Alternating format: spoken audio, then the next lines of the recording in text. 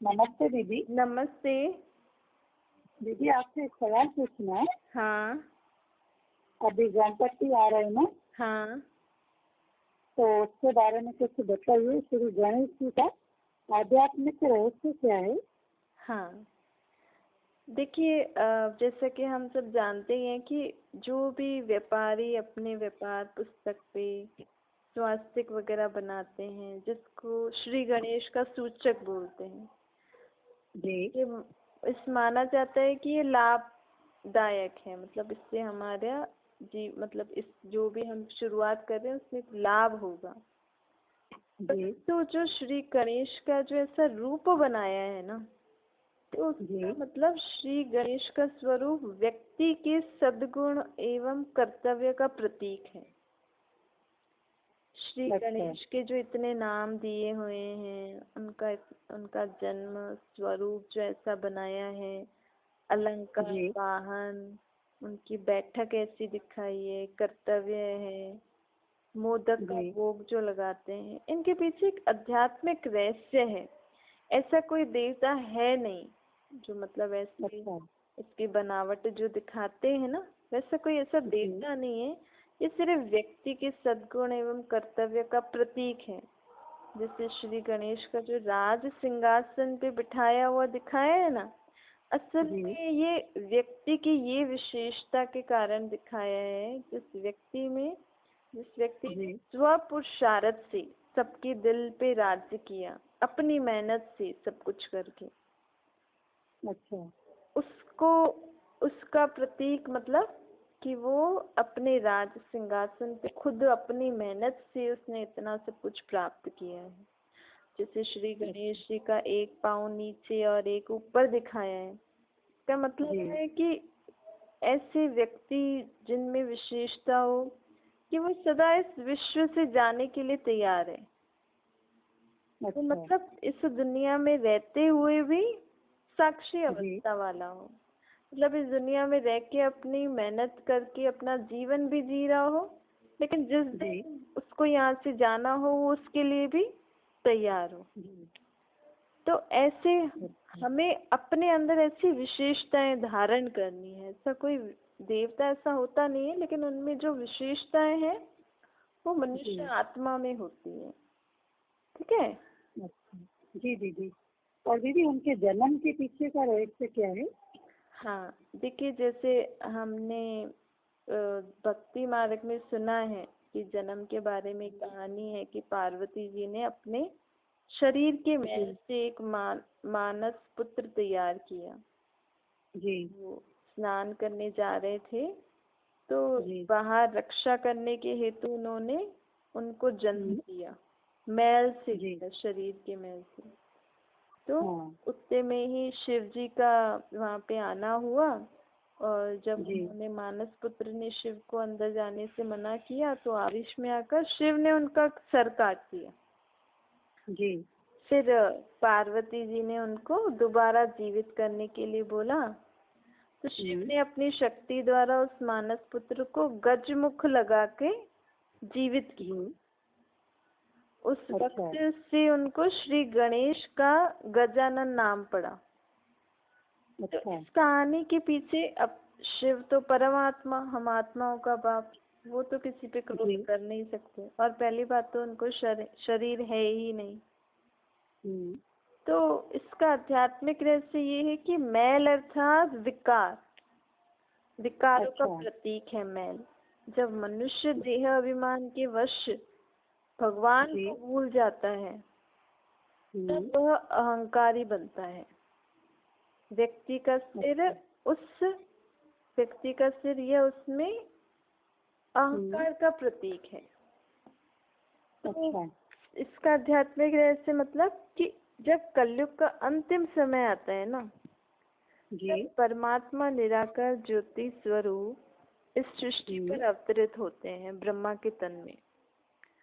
तब अच्छा। वो मनुष्य आत्मा का देह अभिमान वाला रूप, अहंकार का सर नष्ट कर देते। ये स्थूल सर काटते नहीं है, अहंकार अच्छा। रूपी जो होता है ना, देह अभिमान रूपी अहंकार का जो सर है, जी। उनको खत्म कर देते हैं और फिर उन्हें सतबुद्धि का प्रतीक गजमुख प्रदान करते हैं, क्योंकि अच्छा। हाथी को बुद्धिमान समझते हैं ना, तो जी। इसीलिए सद्बुद्धि का प्रतीक गजमुख प्रदान करते हैं। इसीलिए श्री गणेश को सद्बुद्धि का दाता कहा जाता है, अर्थात जो मनुष्य आत्मा का, जो परमात्मा को याद करके अपना अहंकार रूपी सर जी। काट कर सद्बुद्धि परमात्मा से ज्ञान प्राप्त करता है, जी।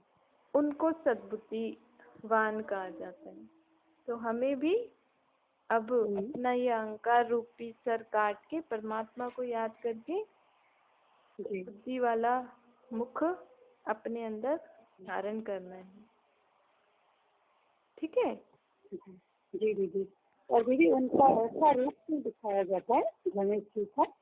हाँ, जैसे गणेश जी का एक दांत दिखाते हैं, एक दंत, तो इसका मीनिंग है कि किसी भी कार्य को निर्विघ्न रूप से संपन्न करने के लिए परमात्मा पर श्रद्धा होना जरूरी है। जब केवल एक पर ही श्रद्धा होगी तभी ही सब परिस्थितियों को सामना करने की शक्ति अर्थात आत्मविश्वास का बल हमें प्राप्त होता है। तो उनके एक दंत का ये प्रतीक है। इसका मतलब ये नहीं कि गणेश जी का एक दंत उन्होंने ऐसे, मतलब कि हमारे अंदर ये विशेषता होनी चाहिए आत्मा में कि हमें एक पे ही निश्चय श्रद्धा होनी चाहिए। फिर एक लंबोदर, जो उनका ये पेट इतना बड़ा दिखाया है, असल में मनुष्य के जीवन में आने वाली सभी छोटी बड़ी परिस्थिति, मान अपमान, निंदा स्तुति, जय पराजय, सबको संभाल लेने की विशेषता हमारे अंदर होनी चाहिए। जी। इसका प्रतीक है बड़ा पेट, जिसको लंबोदर कहते हैं। तो बड़ा पेट अर्थात हमारे अंदर वो विशेषता होनी चाहिए। गजमुख जो दिखाते हैं हाथी जैसा मुंह, तो हाथी को बड़ा ही बुद्धिमान प्राणी माना जाता है। हाथी का मुख विशालता, बुद्धिमत्ता एवं चतुराई का प्रतीक होता है। तो हमारे अंदर भी आत्मा में ये विशेषता होनी चाहिए। अच्छा। तो ये सब जो उनके ये सारा रूप है ना, ये उनके हर रूप कुछ ना कुछ उसमें विशेषता है, इसलिए वो वैसी विशेषता वाला चीज उसमें लगा के ऐसा गणेश बना दिया है। फिर उसमें जो गजगण है, जैसे गजगण मतलब सर्व प्राणियों में हाथी के कान बड़े होते हैं। हाँ। ये विशाल कर्ण हर वस्तु को जिज्ञासा पूर्वक ग्रहण करने की भावना से संपूर्ण ध्यान केंद्रित कर सहज श्रवण करने का प्रतीक है। मतलब हमें हर प्रकार की नॉलेज जरूरी होती है, लेकिन नॉलेज की रीति हम हर चीज को सुने, समझें और अपने जीवन में आगे के लिए सावधान होकर चले। फिर एक है वक्रतुंड। इसका मतलब है कि हाथी की जो सूंड है, हाथी की सूंड में इतना बल होता है जो बड़े बड़े वृक्ष को उखाड़ देते हैं, साथ साथ छोटी वस्तुओं को भी सहज उठा सकता है। उसी प्रकार हम आत्माओं में भी अपने अंदर के आसुरी संस्कारों को जड़ से नष्ट करने की शक्ति होनी चाहिए। इसलिए उनको हाथी की सूंड, मतलब हमारे अंदर अपने मेरे में ये बुराई है तो मुझे अभी खत्म करनी है। और सर्व को स्नेह सम्मान देना, ये श्री गणेश की जो सूंड है ना, उसका प्रतीक है। इसीलिए उनको ऐसी सूंड देती है। मतलब आत्मा में ये सारी विशेषता होनी चाहिए। इसको फिर अलग अलग चीजों से कंपेयर किया है। फिर गजचक्षु, उनकी जो आंखें हैं, हाथी की छोटी तथा बहुत दूर की वस्तु भी स्पष्ट रूप दिखाई देती है। ऐसे मनुष्य आत्मा में भी दूरदर्शिता होना चाहिए, गुण होना चाहिए। तो इसका ये प्रतीक है। फिर उनके उनको बाल चंद्र दिया जाता है। तो मतलब जी इसका मतलब कि मनुष्य आत्मा में शांत एवं शीतल मन होना चाहिए, उनका शांत एवं अच्छा शीतल मन होना चाहिए। ठीक है। अच्छा। जी दीदी, और दीदी उनके हाथों में जो अलंकार दिखाए जाते हैं उनका क्या महत्व है? हाँ, जैसे श्री गणेश के हाथ में कमल पुष्प दिखाते हैं। जी इसका जी मतलब हम मनुष्य आत्मा को भी कमल पुष्प समान रहना चाहिए, भला हम अच्छा कहाँ भी रह रहे हैं, कैसे भी वातावरण हो, लेकिन हमें जी किसी से सदा उपराम रहना चाहिए। अच्छा अलग और सबका प्रिय बनने का प्रतीक कमल का फूल है। देखो, कमल का फूल भी कीचड़ में रहने के कारण भी, रहते हुए भी उनमें कीचड़ नहीं लगता है। तो हम ये नहीं कह सकते कि मैं ऐसी संगत में था तो मेरा संग बिगड़ गया, या ऐसे वातावरण में था तो मैं भी अपने संस्कारों को अच्छे को भूल गया और औरों के संस्कारों के वश हो गया, बुरी संगत के वश हो गया। नहीं, हमें भी जी कमल पुष्प समान बनना है। फिर दूसरा है उनके परशु दिखाते हैं। जी तब मनुष्य के साथ जुड़े हुए जो विकार, मोह और कई ऐसे बंधनों जो होते हैं मनुष्य आत्मा को, वो जी उनको नष्ट करने का प्रतीक है परशु। मतलब हमें भी ऐसे विकारों की, बुराइयों के वश होकर अपना जीवन नहीं जीना चाहिए, बंधनों की। हमारे में शक्ति होनी चाहिए कि जो चीज मुझे दुख दे रही है, परेशान कर रही है, उसको मुझे जी नष्ट करना भी आना चाहिए, खत्म करना भी आना चाहिए, सदा खुश वाला जीवन जीना चाहिए।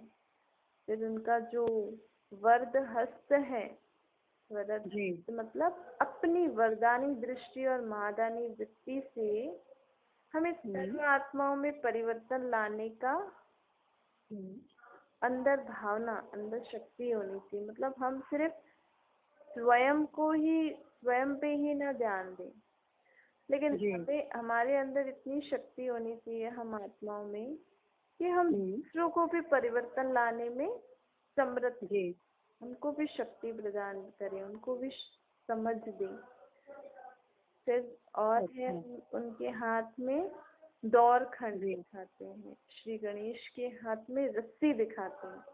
अर्थात हम आत्माओं में ईश्वरीय स्नेह के सूत्र में स्वयं को बांधने का, ईश्वर नियम एवं मर्यादाओं वाला जीवन यापन करने का भी हमारे अंदर गुण होना चाहिए। मतलब हमें स्वयं ईश्वर के स्नेह में सदा बांधे हुए रखना चाहिए, ईश्वर के नियम मर्यादाओं पे चलना चाहिए।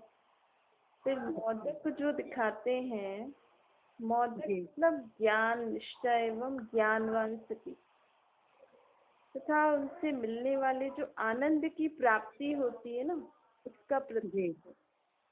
मोदक के जो गुड़ और नारियल होता है ना, वो व्यक्ति की मधुरता, स्नेह एवं एकता का प्रतीक होता है।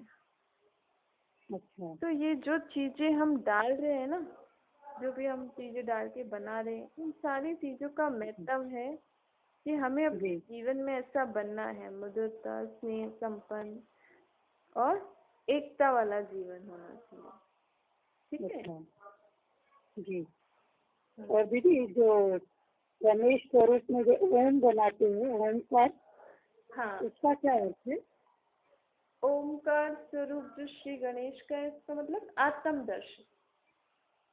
श्री गणेश जिन्हें हम ओमकार स्वरूप भी कहते हैं, वास्तव में आत्म दर्शन का प्रतीक है।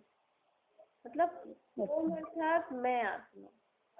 एक ओम शब्द को ही हम अगर ब्रेक करेंगे तो अ उ म आता है, अर्थात मन बुद्धि संस्कार। अ मतलब आचरण, उ मतलब उच्चारण करण, म मतलब मनन करण। इन तीनों सूक्ष्म शक्तियों का मैं मालिक आत्मा हूँ, ज्योतिर्बिंदु स्वरूप आत्मा हूँ। तो हमें भी आत्मिक स्वरूप में स्थित रहकर परमात्मा की याद से अपने संस्कारों को दिव्य बनाना है। इसमें हमारी आत्मा में 7 गुण होते हैं। ज्ञान, अच्छा। आनंद, शांति, प्रेम, सुख, पवित्रता, शक्ति। तो आत्मा जी। अपने आदि स्वरूप में इन सर्व गुणों से संपन्न थी, अब नहीं। पूरा सृष्टि चक्कर काट के आई है 5000 साल का, अब आत्मा में ये गुण नहीं है। अब इनका जो ये ओंकार स्वरूप मतलब कि अब अपने आत्मिक स्वरूप में टिक कर मैं आत्मा जो भ्रुकुटी के बीच में बैठी हूँ, मेरा रूप निराकार ज्योतिर्बिंदु और मेरा बाप परमात्मा भी निराकार ज्योतिर्बिंदु। तो मुझे उनकी याद में रहकर अपने अंदर ये सर्व गुण वापस से भरना है। इसका मतलब ये है, ठीक है। अच्छा। जी दीदी। और दीदी गणेश जी को हमेशा भोग लगाते हैं तो मोदक ही लगाते हैं, ऐसा क्यों? हाँ, मोद मतलब होता है आनंद। तो मोदक ये आनंदमय जीवन का प्रतीक है। अच्छा। कमल के समान मोदक का आकार है। ये कमल पुष्प समान पवित्र जीवन का प्रतीक है। अच्छा। हाँ, देखिए जैसे कलयुग के अंतिम समय स्वयं शिव परमात्मा सृष्टि पर अवतरित होकर सभी को सत्य ज्ञान और राजयोग द्वारा अपने सत्युगी जीवन के 21 जन्मों के लिए सुख शांति और आनंदमय जीवन का हमें शब्द हमें देते हैं, हमें वर्षा देते हैं इसका। तो जो 21 भोग लगाते हैं ना, 21 मोदक का गणेश को, इसका मतलब यही है कि हमें भी परमात्मा ने 21 जन्मों का वर्षा दिया है। आनंदमय जीवन के लिए हमें अभी कलयुग के अंत सत्य के आदि के बीच में परमात्मा ने हमें वर्षा दिया, जिसके फलस्वरूप हमारा 21 जन्म एकदम सुखमय आनंदमय हमारा निकला था। इसका मतलब ये है। अच्छा, ठीक है। और दीदी गणेश जी की जब पूजा करते हैं तो हमेशा दुर्वा चढ़ाते हैं, इसका क्या मतलब है? हाँ, देखिए जैसे श्री गणेश की जो पूजा में दुर्वा का एक अलग ही महत्व होता है जी। किस दुर्वा का हार गणेश को अर्पण किया जाता है। तो अधिकतर 3 पत्तों की दुर्वा ही गणेश को अर्पण करते हैं। जिस प्रकार पत्तों का बेल शिव पर चढ़ाते हैं ना जी। इसका मतलब होता है शिव अर्थात परमात्मा, उनके 3 कर्तव्य होते हैं, स्थापना, विनाश, पालना। तो शिव के पुत्र श्री गणेश का भी यही कर्तव्य है। अच्छा। हम श्री गणेश हम ही अपने अंदर ये जो भी हमने आपको गणेश के रूप की विशेषता बताई, क्यों उनकी ऐसी सब कुछ उनका ऐसा रूप दिया है, अलंकार दिया है, तो हमें भी ये सब गुण शक्तियाँ अपने अंदर धारण करनी है और हमें भी परमात्मा कहते हैं अंतिम समय में पतित भ्रष्टाचारी दुनिया का जो परमात्मा परिवर्तन करने आए हैं उनके कार्य में हमें भी मददगार बनना है। तो हमें भी परमात्मा के साथ जीवन में सद्गुणों की धारणा करनी है, कर्मों द्वारा निरंतर पालना करनी है, आसुरी प्रवृत्तियों का नाश करके अपना जीवन श्रेष्ठ बनाना है। तो इसीलिए ही उनके ऊपर ये दुर्वा चढ़ाया जाता है। असल में हमें भी परमात्मा जो कार्य कर रहे हैं स्थापना, पालना और विनाश का, हमें भी स्वयं के अंदर गुणों की धारणा, पालना और आसुरी प्रवृत्ति, आसुरी स्वभाव संस्कारों का नाश करना है। ठीक है। अच्छा। जी दीदी। और दीदी फूल चढ़ाते हैं जो लाल रंग का जासवंत का फूल, हाँ, इसका क्या अर्थ है? देखिए जो वैसे तो बहुत सारे फूल होते हैं, लेकिन श्री गणेश के चरणों में जासवंत का फूल ही क्यों चढ़ाते हैं, इसमें भी एक सुंदर आध्यात्मिक रहस्य है। जासवंत के फूल को यदि आप गहराई से देखोगे तो उसका हाँ। कलर लाल होता है, 5 पंखुड़ियां होती है और मध्य में ऊंचाई पर कई सूक्ष्म परागकण होते हैं। जी इनके ऊपर एक पराग दंड होता है, दंड होता है। जी इसका आध्यात्मिक रहस्य है कि जासवन के फूल की 5 पंखुड़ियां अर्थात 5 तत्व, वह जी 5 तत्वों से पार जो महातत्व है, जिसको परलोक, हाँ। ब्रह्मांड, शांति धाम, निर्वाण धाम, परम धाम आदि विभिन्न नामों से हम जानते हैं, उसका जी। कलर भी सुनहरा लाल रंग होता है। वास्तव अच्छा में जासवन के फूल का प्रतीक है वो अच्छा लाल कलर, जो हमारे घर का लाल कलर है, वो जासवन के फूल में भी वैसा ही कलर है। जासवन के फूल में जो पराग कण होते हैं ना, वो परम धाम में रहने वाली हम सब, जो ऊपर ऊपर छोटे छोटे होते हैं ना उस फूल में, जी उसमें परम धाम में रहने वाली हम सब ज्योतिर्बिंदु आत्माओं के मूल धाम का प्रतीक। अच्छा श्री गणेश को जासवन का फूल चढ़ाने का रहस्य यही है कि उन्हें अपने स्वरूप की, और हम सभी जहाँ से इस सृष्टि रूपी रंगमंच पर आए हैं अर्थात परम धाम की स्मृति सदा ही रहती है। अच्छा तो मतलब वो आत्मा जिसको अपने घर परम धाम की याद, अपने निराकार स्वरूप की याद सदा ही रहती है, जी तो उनको, उनमें वो गणेश है। अच्छा तो ऐसे कि गणेश अर्थात उनको ऐसे फूल के चढ़ाए जाते हैं क्योंकि उनमें ये विशेषता है। अच्छा किसमें विशेषता है? आत्मा में होती है ना।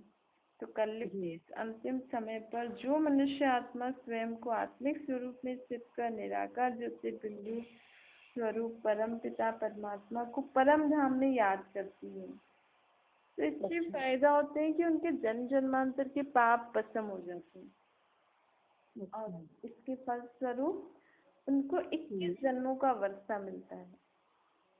अच्छा ठीक है। जी जी जी। और दीदी गणेश जी के साथ हमेशा लक्ष्मी जी की और सरस्वती जी की मूर्ति दिखाते हैं, हाँ, इसका क्या मीनिंग है? देखिए श्री गणेश को दिव्य बुद्धि का देवता कहते हैं ना, क्योंकि श्री गणेश ने शिव पिता परमात्मा से तपस्या द्वारा दिव्य बुद्धि प्राप्त की थी। जी जिसके पास दिव्य बुद्धि होती है उसमें दिव्य ज्ञान की धारणा भी हो सकती है, और जहाँ ज्ञान है वहाँ स्थूल और सूक्ष्म धन तो स्वयं आ जाता है ना। आज भी लोग अच्छा पढ़ लिख लेते हैं तो ज्यादा कमाते हैं, धन आ जाता है ना। तो यहाँ जब उन्होंने परमात्मा से इतना उच्च ज्ञान धन प्राप्त किया तो सूक्ष्म धन तो स्वयं आ जाता है। इसलिए श्री गणेश को जो बुद्धि के देवता हैं उन्हें ईश्वर ज्ञान रूपी सूक्ष्म और स्थूल धन सहज ही प्राप्त होते हैं। अर्थात जिस आत्मा ने परमात्मा से ये ज्ञान प्राप्त किया ना, सूक्ष्म और स्थूल धन प्राप्त होता है। सूक्ष्म मतलब आत्मा में जो ये हमारा जो धन होता है ना, गुणों शक्तियों का धन, और स्थूल धन जो हमारे पास पैसे वगैरह होते हैं। तो इस कारण गणेश के चित्रों में गणेश के साथ ज्ञान देवी श्री सरस्वती व धन की देवी श्री लक्ष्मी दिखाते हैं, क्योंकि उस आत्मा ने उस परमात्मा के ज्ञान धन से स्थूल सूक्ष्म धन की प्राप्ति की थी। अच्छा ठीक है। जी जी जी। और दीदी निराकार शिव को गणेश जी का पिता क्यों कहते हैं? हाँ, देखिए कि वैसे तो निराकार परमात्मा सभी आत्माओं का बाप है ना जी। सभी देवताओं ने, धर्म स्थापकों ने उनकी आराधना की। श्री राम जी ने भी ईश्वर की आराधना की, रामेश्वर जो नाम दिया है। कृष्ण का भी ईश्वर ने, उन्होंने भी आराधना की, जगह को हम गोपेश्वर कहते हैं। ऐसे सब धर्मों वालों ने भी उस परमात्मा को याद किया है। तो ऐसे ही परमात्मा कि श्री गणेश गणेश कैसे बने, उनमें जो ये सारी जो भी क्वालिटीज आई, जो भी हमने पढ़ा, उनका रूप ऐसा क्यों है, उनको ऐसे राज सिंहासन पे उनकी बुद्धि इतनी दिव्य क्यों है, उनके जो भी इतनी विशेषता आई है ना, वो परमात्मा को याद करने से ही आई है। जो भी विघ्न विनाशक, विघ्नों को नाश करने की शक्तियाँ, या जो भी गुण आत्मा में, उस आत्मा में आए, लेकिन उसने परमात्मा को याद करके ही तो वो गणेश बना। जी। तो ऐसे ही हम आत्माएं भी, सभी आत्माएं, विश्व की सर्व आत्माएं परमात्मा को याद करके ही अपने अंदर गुण शक्तियाँ भरती हैं। ऐसे श्री गणेश भी, गणेश कैसे बने, परमात्मा को याद करके। हाँ, इसीलिए ही परमात्मा शिव को उनका पिता कहा जाता है। अच्छा। हाँ, ठीक है। हाँ दीदी, और इनको अष्टविनायक भी बोला जाता है। हाँ, क्योंकि हाँ क्या है? क्योंकि श्री गणेश के जो अनेक नाम है ना जी, उन्होंने परमात्मा की आराधना द्वारा दिव्य शक्तियाँ अपने में प्राप्त की थी। अच्छा श्री गणेश को मोरेश्वर भी कहते हैं। जी। अर्थात उनकी आत्मा में इतनी शक्ति थी, जिन भी आत्मा ने परमात्मा को याद करके अपने में शक्ति धारण करी, तो उनमें इतनी शक्ति थी कि बुद्धि को वो शुद्ध पवित्र बना सकती थी, किसी की भी। अच्छा। इसीलिए उनको मोरेश्वर कहते हैं। अच्छा। और दूसरा उनका नाम है वरद विनायक। महादानी व वरदानी दृष्टि से सर्व की मनोकामना पूर्ण करने की शक्ति उन्होंने परमात्मा से प्राप्त की। अच्छा। तीसरा है वो विघ्नेश्वर है। परमात्मा की स्मृति से सर्व भक्तों के विघ्नों को दूर करने तथा कोई भी कार्य निर्विघ्न रूप से पूरा हो जाए, इसलिए श्री गणेश को विघ्न विनाशक के रूप में पूजा जाता है। साधना में ये शक्ति थी। और श्री महागणपति, उनको इस नाम से क्यों याद किया जाता है? क्योंकि सभी आत्माओं के अपराधों को स्वयं में समाने की शक्ति थी, अर्थात क्षमा करने की शक्ति थी। कितनी महान शक्ति थी उनमें, इसीलिए उनको महागणपति भी कहते हैं। फिर दूसरा है चिंतामणि। प्रभु चिंतन से सर्व की व्यर्थ चिंताओं को समाप्त करने की शक्ति भी थी उनमें। इसीलिए ही श्री गणेश को चिंतामणि भी कहते हैं। दूसरा उनका नाम है बल्लालेश्वर। निरंतर ईश्वर स्मृति में अनेक परिस्थितियों का सामना करने की उनमें शक्ति थी। निरंतर ईश्वर परमात्मा की स्मृति में रहकर उनमें सर्व परिस्थितियों को सामना करने की शक्ति थी। फिर है उनको गिरजा तमज भी बोलते हैं, अर्थात किसी की दुर्गम परिस्थिति में अपने मन की स्थिति अचल अडोल रखने वाले। मतलब हमारा मन हलचल में ना आए, ऐसी शक्ति भी उनमें थी। श्री सिद्धि विनायक भी उनको कहा जाता है। योग तपस्या से हर संकल्प को सिद्ध करने की शक्ति, अर्थात सर्व मनोकामना पूर्ण करने की शक्ति प्राप्त की थी श्री गणेश ने। किसको? परमात्मा को याद करके।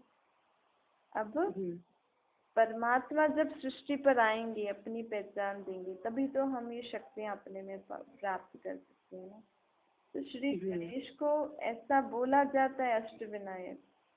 तो लोग ऐसा मानते हैं कि इन्होंने भी तप किया था, अपने अंदर इतनी शक्तियाँ प्राप्त की थी, इसलिए लोग इनसे अभी भी शक्तियों की कामना करते हैं। लेकिन थी कब? थी तो सही, लेकिन कब? तो जब परमात्मा सृष्टि पर आएंगे तभी तो वो उनको इतनी शक्तियाँ देंगे ना। तो परमात्मा के सृष्टि पर आने का समय सिर्फ एक ही होता है, कलयुग अंत और सत्युग की आदि संगम युग। जो अभी समय चल रहा है, अभी युग परिवर्तन का समय चल रहा है। तो श्री गणेश, गणेश कैसे बने? परमात्मा को याद करके अपने अंदर सर्व गुण शक्तियाँ, कोई भी आत्मा, हम आप में और मेरे में भी कोई भी आत्मा परमात्मा को इस रीति याद करेगी और वो सारी शक्तियाँ और गुण अपने में भर देगी, तो हम भी श्री गणेश बन जाएंगे ना। तो गणेश चतुर्थी मनाना था, सिर्फ 10-15 दिन मूर्ति को घर में रख रहे हैं, उसको ऐसा पालन कर रहे हैं, भोग आदि लगा रहे हैं, उनको अपने परिवार का सदस्य जैसे बना के रख रहे हैं, फिर उसको पानी में डुबोने से कोई मतलब नहीं है। घर कोई बच्चा पैदा हो रहा है, कोई आ रहा है, आपने उनको घर का फैमिली मेंबर बनाया, फिर थोड़े दिनों बाद आपने उनको पानी में डुबो दिया, ये तो ठीक नहीं है।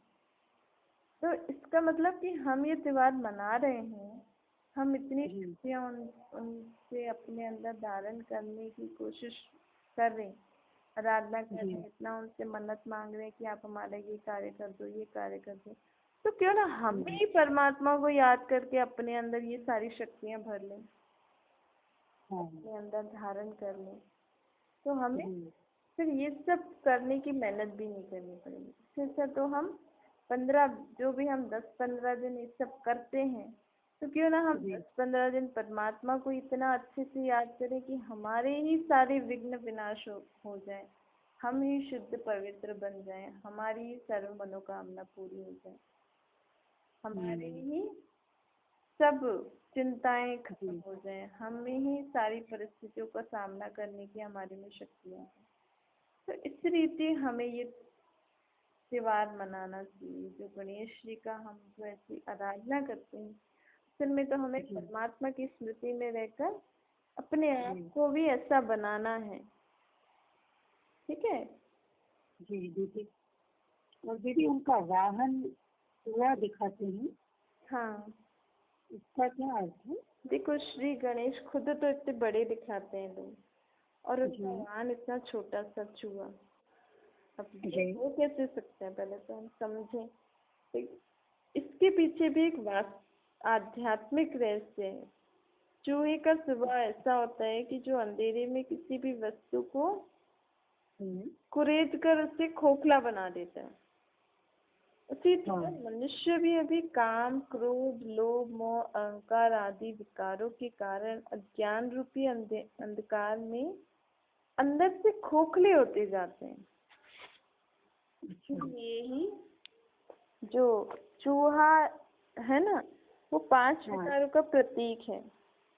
वर्तमान समय से अनेक सुख के साधन, भौतिक साधनों से संपन्न होते हुए भी हर एक मनुष्य क्या है, विकारों के अधीन हो गया है, जिससे वह अंदर ही अंदर समाप्त होता जा रहा है, अर्थात चरित्रहीन, शक्तिहीन होता जा रहा है।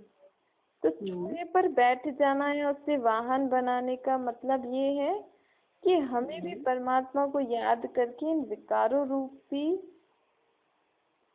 जो विकार है, विकारों रूपी चूहे, इन पर विजय प्राप्त करनी है।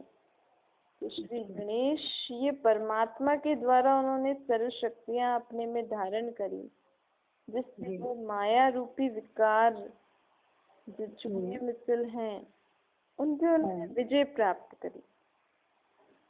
तो हमें भी क्या करना है, विकारों पर विजय प्राप्त कर।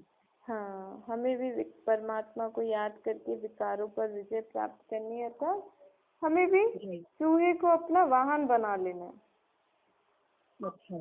उसके ऊपर विजय प्राप्त करके उसके ऊपर बैठना है। ठीक है जी दीदी। ठीक है, थैंक यू दीदी। Thank you.